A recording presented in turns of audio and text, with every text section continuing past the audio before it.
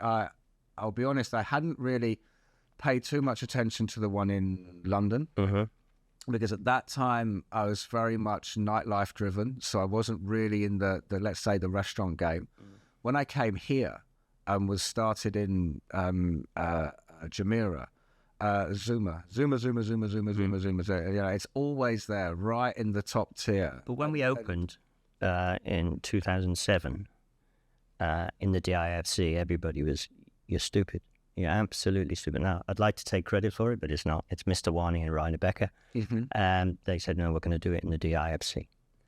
And now, everybody that wants to open a new restaurant is, let's see if we can get into the DIFC. But the rent is astronomical now. It's ridiculous. So it makes it difficult. But when we first did it, everybody thought we were daft. But now it's the only place probably in Dubai that you're guaranteed a good lunch and dinner trade, which is huge. Well, it's so consistent. Yeah.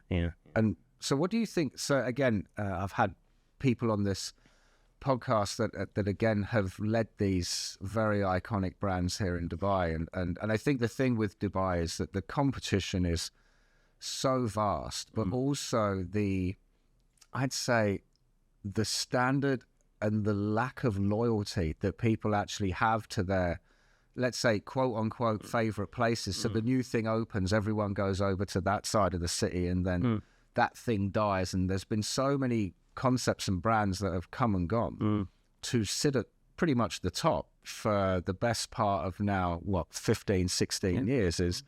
So what do you think it takes as a restaurant for people that are going to, watch this, hopefully? What does it take as a team, as a kitchen, as a chef, as a leader to get it there and keep it there?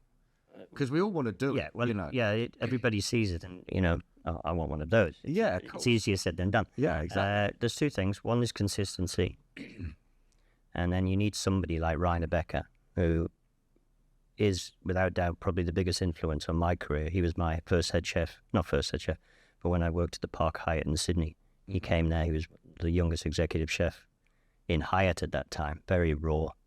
English was funny as well. But anyway, so that's where I met Rainer, in Sydney in Australia. And then he rang me up years later and said, "Let's do a Zuma." I said, "Yeah, fantastic."